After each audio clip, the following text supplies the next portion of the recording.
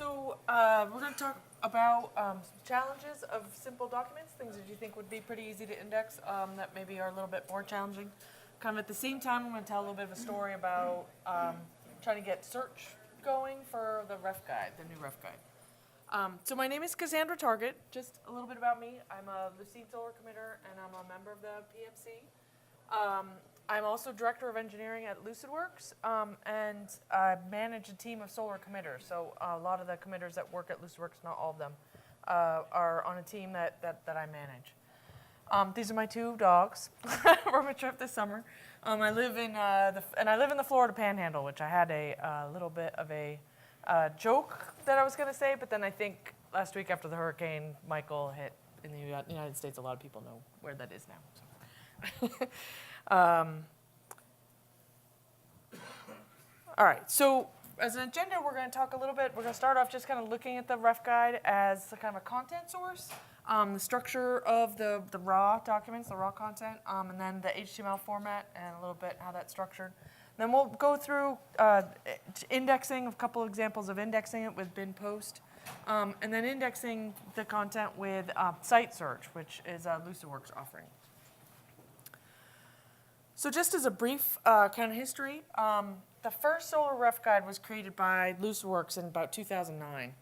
It was an internal project, which coincidentally actually is when I started at Lucidworks. And so the second day I was there, the marketing guy called me up and said, "I've got a great thing for you to do." So that's how I got started with it. Lucidworks produced it as kind of probably a bit of a marketing thing. It was freely available, but you had to register and give us your name and phone number and things like that. 2013, we decided to donate it to the community as a whole, so that the entire Solr community could contribute to it and use it for free.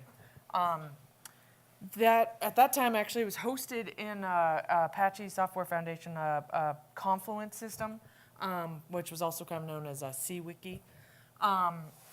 And in 2017, just last year, we actually moved the Solr reference guide out of Confluence entirely, and integrated the raw, converted the content, and integrated in with the Solr source code. So now actually all the content that's in the ref guide is in Solr's source code, and it's actually had a tremendous number of benefits. We gained several things which are really great. First, we actually gained complete control over the information design and presentation. So we can do anything instead of having to ask, the Apache Software Foundation or live within the limits of what Confluence can do. We can decide to do whatever we want. We could actually, for the first time, have versioned guides. So we can have a separate guide that's online for 7.5 and another one for 6.6. So this sort of removes some of the guessing there. We gained a much tighter integration with the developers. It used to be, when we were on Confluence, it used to be usually a month or more between the release of a new Solr version and when the ref guide was ready. And now, actually, for 7.5, the ref guide was released the same exact day that the 7.5 artifacts were out. So that's actually pretty great. We lost a couple things. First, actually, comments on pages, which was, I think some folks used in some contexts. We did have it for a little while, but actually lost it again. Then we lost having kind of a managed infrastructure for it. One nice thing was, the Apache Software Foundation managed Confluence. They upgraded it. They dealt with it. We didn't have to worry about it. And now, we make static HTML pages, so there's not that part of it, but it's definitely a much more like kind of manual process. The absolute biggest thing we lost, although, was search, because Confluence obviously has its own built-in search engine. So there is a search box on the page. If you've used it, actually, no, it's not a search box. It's a keyword title lookup. So I imagine it's frustrating for you. It's very frustrating for me, actually. I was thinking about why, I wanted to kind of spend a second thinking about why is this so kind of hard? It's not that it's hard, actually. Most of you in this room, or if you've used Solr at all, most of you do this kind of every day. This whole process of setting up Solr and getting stuff in it and serving it. So just kind of on the simplest level, first we need a server, we need to host it somewhere. We need someone to maintain it, fix it if it goes down, just at like a sysadmin kind of server level. Then we need someone to kind of manage and upgrade Solr as new releases come out, and do the care and feeding both of the machine and the software running on it. Then we need to index the documents, obviously. So that's what we're going to focus on, is actually that piece. And then actually we need to develop and maintain a front end, right? We need something. Again, Solr has all the code to do this, but the reality is that none of these things are actually the core mission of the committer community. The committer community would need to do this, and none of these things are what we do for the community. Some of us do it in our private, in our day jobs, but none of us do it, so we don't have a system for setting up a new server. We don't have a system for, running Solr as part of the community. Could we get all of ourselves together and do it? We can, yeah, we could, but it's challenging. Obviously, that we have the Apache Software Foundation has a system to provide us servers and maintain them and things, but we wouldn't be front line for them, and necessarily we wouldn't be, we'd be kind of a lower tier of systems that they maintained, and that may not be satisfactory for us. So anyway, it's not the actual can we do it? It's just the logistics of getting all of us together to figure out what to do and how to do it. So if we thought just for a second, just as a baseline feature set, this is just some basic things. This is all pretty obvious stuff. Full text search, we'd want autocomplete, for page titles, suggestions and spell check if we could, highlighting, and then facets, we haven't actually sat down even as a community and brainstormed what we would want. I think we'd all have different ideas. But just as I think we'd probably agree that this is the most basic set of things that we'd want. And this is pretty basic stuff that Solr can do pretty easily. So if we take a look at at the ref guide, actually the actual content, the document format. So what we did was we took it out of Confluence is we moved it to an Asciidoc format, which is a pretty basic format based on not based on, but it's very similar to Markdown, has some of the same syntax, just a little bit expanded for the specific use case of documentation and articles and books, which is exactly what our content is. So it's pretty nice fit, and I personally love it. I wish I could write everything in it. But it's pretty straightforward, actually. A single equal sign equals your page title. That's in an HTML setting would be converted to a H1 heading. You can do actually an image reference with a caption pretty simply, like image : : and then your reference with some settings if you want, and then a caption that goes right along with it. Section titles are, series of equal signs that indicate the level, right? 2, 3, 4, etc. And then text is just actually pretty basic text. You don't have to, surround it with anything special.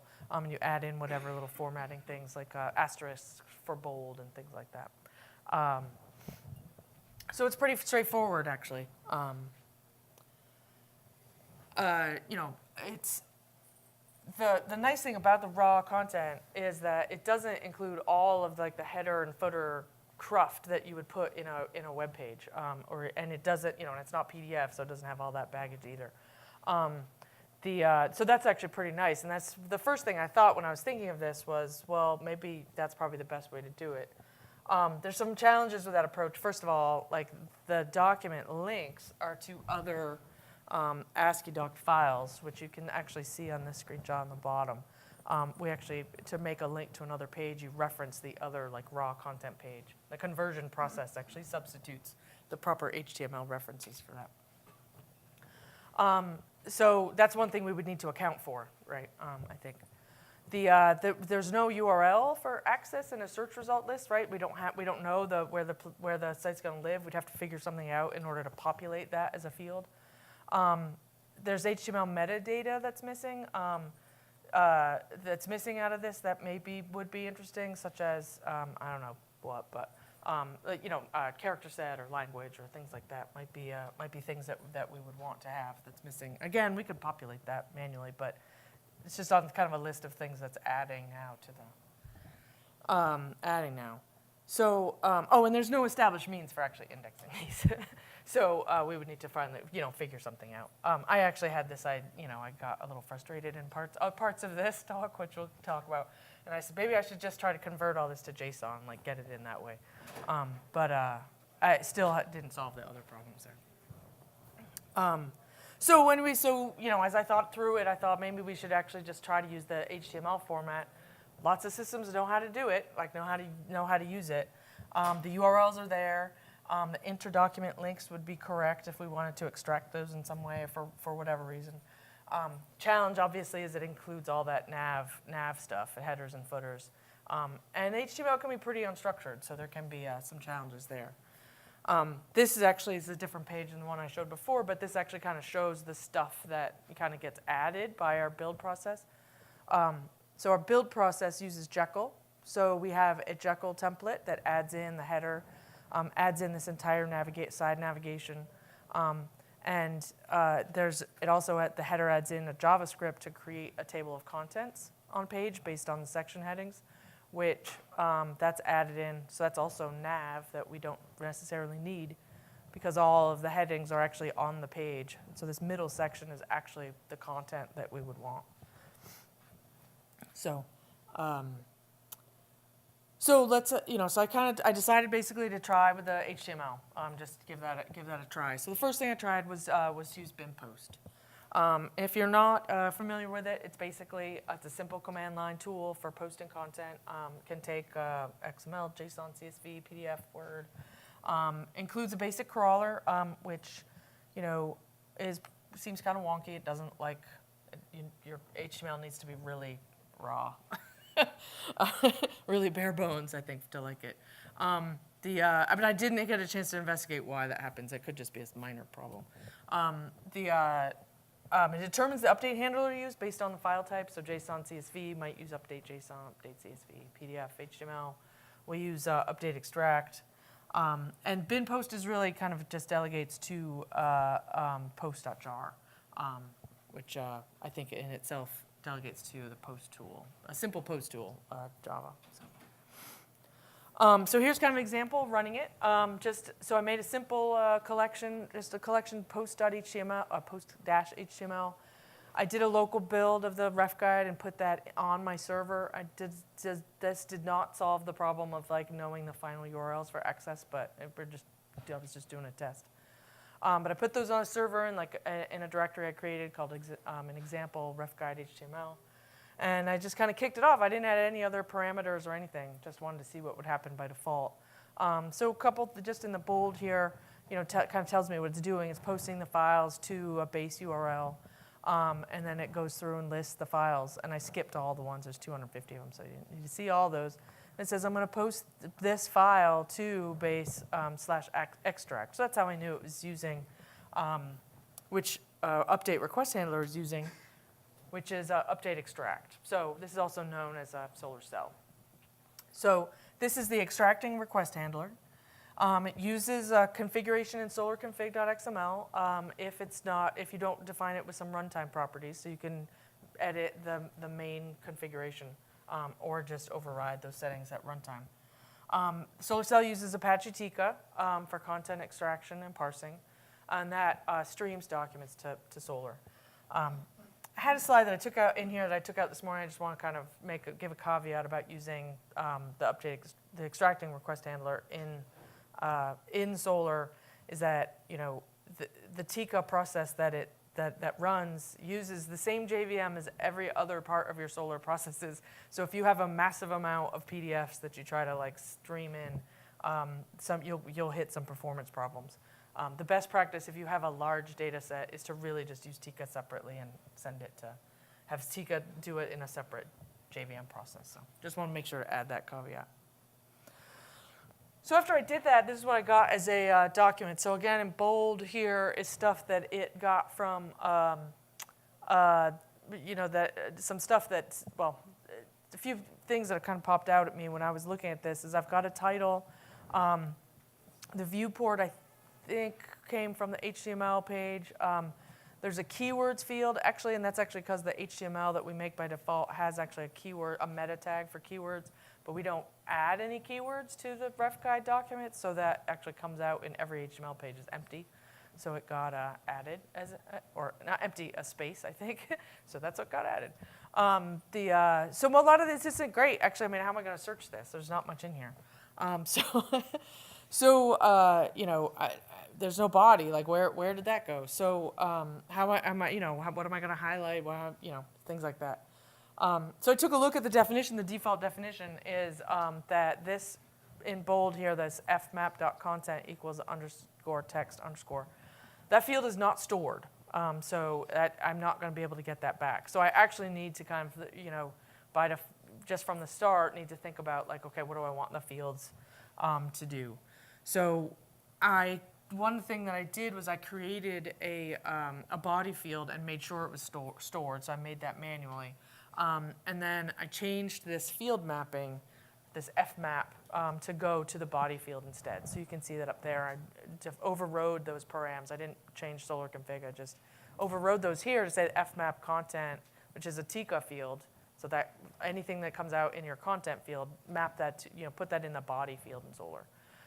So that's what happened. I kind of highlighted that happening here. So then I re-indexed all this stuff. And otherwise, it's basically the same. And I get now I get an index document with a body. This is actually going to be much easier for me to use. There's a problem, though, which is that this is the full HTML. So it's everything between HTML tags. So it starts with the style sheet declarations and goes through the JavaScript declarations. And every page is going to have the full header and footer. This is totally truncated too. So obviously every page is, every single HTML page has the entire, ref guide structure in it as a navigation. So, at the first 1,500 lines of every HTML page are nav. So I cut those for you so you didn't have to see them. Tika, Solr Cell actually has a couple parameters that we could maybe use, to see. The capture and capture attributes. These allow putting some HTML tags into separate fields, so you can kind of split these up a little bit. So capture element, you name an element in the page, puts a specific element into its own field. And then capture attribute puts all attributes of elements into their own fields. So starting with capture attributes, you take a look. This actually includes, so here's an example. Hopefully that's not too hard to read, where you basically makes fields like for every script element, for every div element, for every A element. And then the values of those are any attributes that you've defined, such as class names, hrefs in the case of A tags. Something like being able to use this to extract links out of HTML pages would be a great use for this. Knowing all, if you for some reason wanted to know all the class names of your divs, you could use it for that too. I was having a hard time figuring out why that didn't help me in this case. So then actually you can use capture, which actually say capture equal the element, and then you can map that. You can use this fmap to map that element to a field that you want in Solr. So here's an example where I took. I said take all the H2 tags that you find and put that in a field named section titles. So again, this is actually, way harder to read than I wanted it to be. But essentially, this section here is all the section titles. And interestingly, it extracted out the anchor. So all the pages in the ref guide have anchors, so you can put permanent, so you can permalink to each section heading. So it extracted the anchor and then the normal text name of the section. So you can't see it, but you have a basic syntax, like basic dash syntax, which is the anchor tag. And then it says basic syntax, which is what you would see displayed on the screen. I think if you used this, one reason why I wanted to kind of do this was to try to, was just to think about maybe actually we could do something where we boost terms if they appear in a section title. This is a case where this might be helpful, where but the duplication wouldn't hurt, I don't think, in that case. So I mean, it might be fine like that. So there's more, actually, we could explore. I mean, Tika itself gives us a ton of options for doing this. You can set up a Tika config to open up all of its options, even if they aren't exposed by Solr Cell itself directly. There's also, you can define a parse content config, which gives you control, over the parser options, and that's some of what's there. I didn't look at any of the default field analysis, so I just kind of took what Solr has out of the box, so they're, are we storing the fields we want? Are we storing too many fields? Should we do different analysis? Should we, change the tokenizers that we're creating, things like the tokens that we're creating, things like that. I didn't dive into that because one, they kind of still have a couple challenges even if we decide to do this, which is I index the files locally, right? So I still don't have the correct paths. Again, I could add a field. The crawler option didn't like our pages. That would have been a solution for this, and I didn't have time to figure out why. We still need a front-end UI, and we haven't solved where's the server going to be and who's going to maintain it and who's going to upgrade it and do all that stuff. Obviously, Solr comes with a browse. Browse interface as a front end. That most of the config is done through Solr config XML or query parameters. It's pretty bare bones, but when you start with something really bare bones, it could be, you could do a lot with it. So this is this could be an option that we modify with CSS or even the direct velocity templates themselves. Also, obviously, there's other things like using SolarJ or things like that we could do as a client there, but we still need to figure that out. So at that point, I decided to just kind of see what happens if I decided to use a site search instead. So site search is I went too far. There we go. Site search is a hosted service from Lucidworks, which is based on Fusion. It's designed to make basic search functionality pretty easy to configure, easy to set up, easy to embed into your site. So it's really kind of, when I first approached the team that's working on this and said, maybe this might work for the Solr Ref guide, this would kind of solve a couple of our core, it's a couple of our challenges that aren't part of our core, mission. The team said, actually, you know what, that's the absolute perfect use case for this, is this thing. So so I decided to give it a try. And let's see, let's work. All right. So this is actually the setup. So this is after launching a site. This is actually just the process of me setting up. Again, sorry, the resolution's not that great, but this is me setting up a site. This is setting up a crawl, and I just put in the URL. I added in, I want to just make sure to keep those pages with that URL. Give it the sitemap, actually address that helps. I raised the max file size because there's some pages with a bunch of images and want to make sure they didn't get skipped. And I hit save and index, and it by itself, or automatically, just kind of starts the process and says, okay, I connected to it. I'm going to start, I'm going to start indexing your pages. And within this video, I didn't edit this video at all. In about, what was that, 45 seconds? It was done. So that was actually pretty easy. Actually, wow, okay. I didn't have to think about all that other stuff of where I should run Tika and things like that. Here's a bit of what the fields look like. This is just by default. Actually, I have some notes on what I want to say about this. So this is the result of a query for logging. So I left off a couple fields out of here. I left off the body that does come in. I left off URL. That's there. This description actually here, this description field is auto-generated. Auto-generated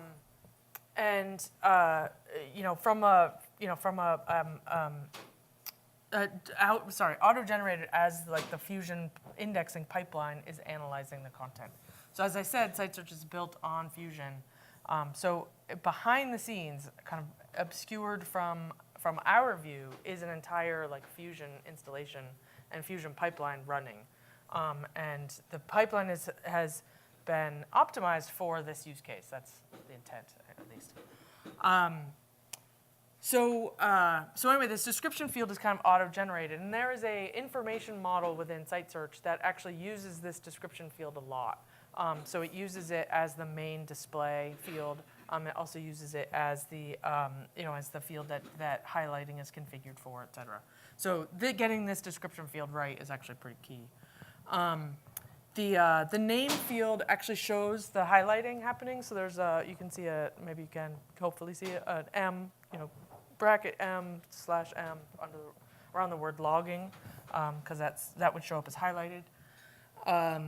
And then by default, it actually splits up the pipeline.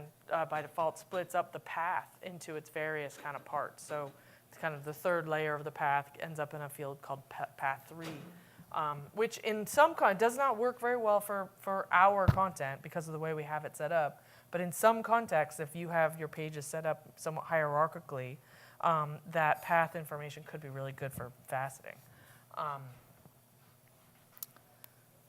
Let's see. So after doing this, I want to take a look at what my results look like. So I have another little video of that. Is that running? Yeah. All right. So I select a template, and by default, I say, okay, I'm actually creating a template to display a web page. By default, it has a name, URL, description, and I can pick other fields that that site search has picked up. Read time is one of them that comes out of the indexing pipeline. I could add that here and just say, okay, so show your calculation for how long this page would take to read, and then edit the label for it, things like that.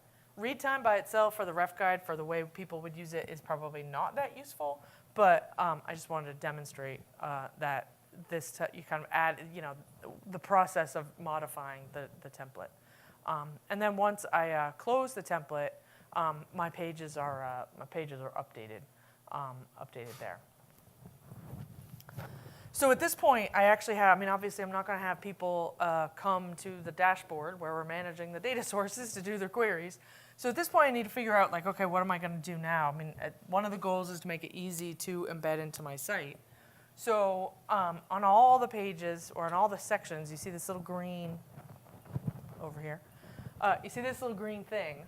And when you click on that, you actually get this pop-up box that says embed the search box module into your site. And so you add this basically in the purple outline, this JavaScript snippet to the head element.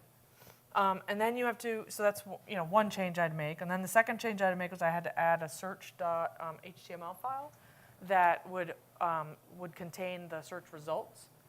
And then to that, I can add a search box, the results, a section for the results, tabs, which I'll get to in a second, and then facets.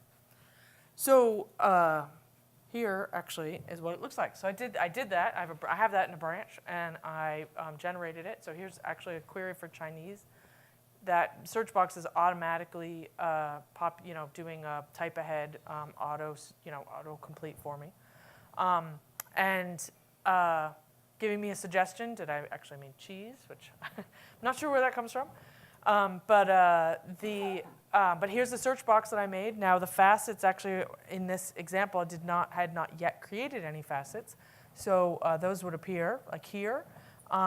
And all of the changes that I want to make to this template and how it's displayed, I do back in the dashboard. I don't actually, once this is here, I don't have to touch this anymore. I make all those changes back in a centralized place. And every place that refers to that site search instance just gets updated through the embedded JavaScript. So that's pretty simple. The search terms actually, again, I'm sorry, this is hard to see, but the search term I searched for, now I searched for the word Chinese, and the results I got were 2 pages. And I know the word appears on those pages. Obviously the pages return, but they aren't highlighted here. So that was actually one challenge. The other thing I didn't like about this when I first looked at it was I didn't like the repetitiveness of the site title, this Apache Solr Reference Guide 7.5 that appeared on every result. So there's a few things. So the uniform, I mentioned this uniform information model to start with. That drives much of the kind of auto magic behind this, and I mentioned that description field. The reason why that those words weren't getting highlighted is that description field was being built kind of by by an analysis of the page, and it actually wasn't appropriate. Probably what we want is all of the content of the page to end up in this like description field, which then makes it a weird name for it, but that's okay. Just so that we can have highlighting appear properly. So that's that. You know, when the content can kind of conform or adapt to that model, this could work really well. I'm going to get into this next point in a bit more detail.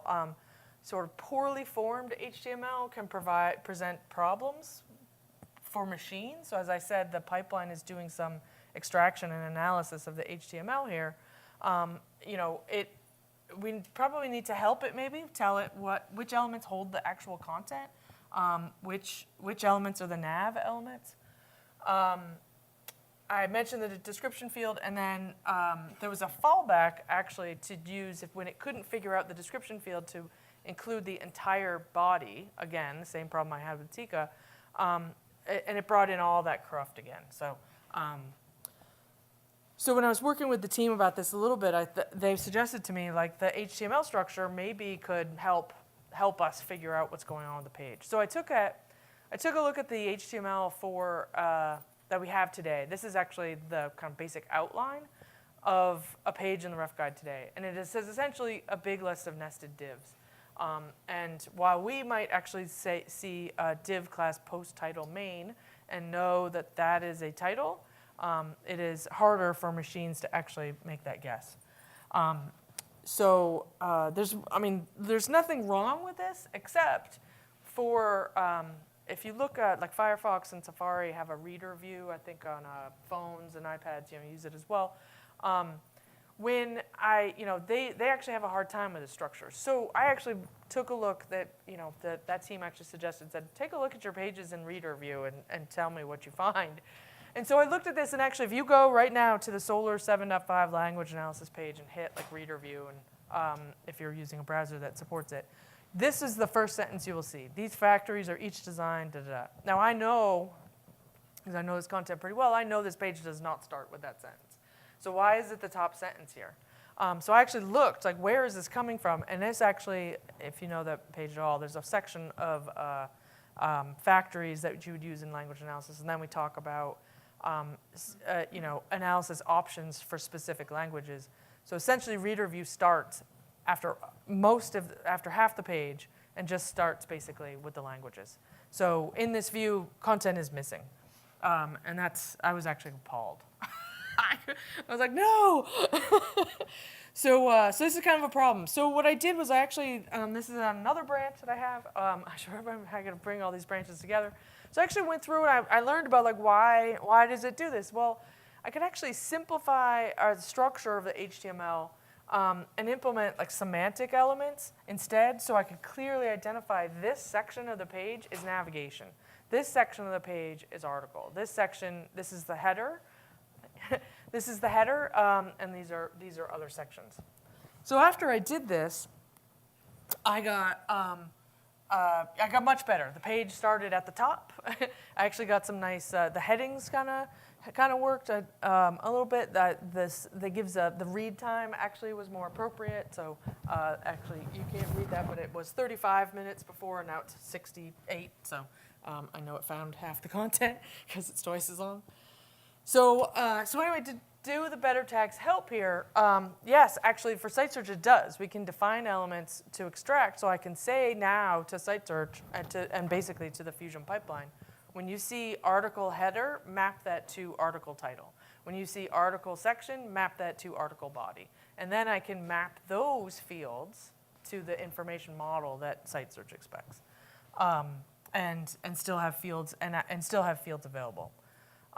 Unfortunately, Tika has an open issue to support these HTML5 like semantic elements, so I can't use this mapping method with Tika with bin post at all because it actually completely ignores them. So if I say like capture attribute article, it just goes, I don't know what you're talking about. There's no such thing, which is not true. So here's actually kind of an example with did that play? Yeah, okay. So here's an example. Actually, I did it again. Now indexing the semantic HTML version. And so you can see actually I added in some titles. These are some interesting, this is a weird concept for facets, so don't focus on that part. But now you can see actually I have titles that don't have this article, the site title stuff on it. I have, my search term is highlighted, the section is highlighted there. So the results actually get a lot better. In this view, I also changed kind of the format to display it as cards instead of the longer. We can play with that. But you notice this is just the 7.5 pages. I don't have facets. I don't have the highlighting. So I've got, so that stuff is there. So that didn't, so doing the semantic HTML helped a lot. And then, I also at the same time understood a lot more about my content from that process. So one of the things actually that I think I want to do soon is obviously we have this metadata field for keywords, but we didn't add any into the pages.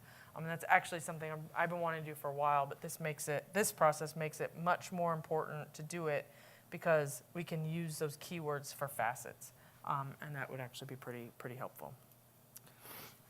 So is site search the solution? Maybe. I think in the community, we need to talk about it. It's hosted and managed for the community. It's easy to integrate with our existing site. There was, a bunch of CSS changes I needed to make, but really, literally only two files that I needed to modify. There's some basic search features with very little setup time, and it's certainly better than a title keyword lookup that we have today. Obviously, the challenges are the advanced features, like being able to peer into the analysis that's happening on a field, is obscured, but maybe the basic features are good enough for now till we kind of figure something else out. So just to wrap up on that, just a couple points to end, and I'll take questions if you can. Basically, no matter what your data looks like, I thought our data was really good. We're generating it ourselves, you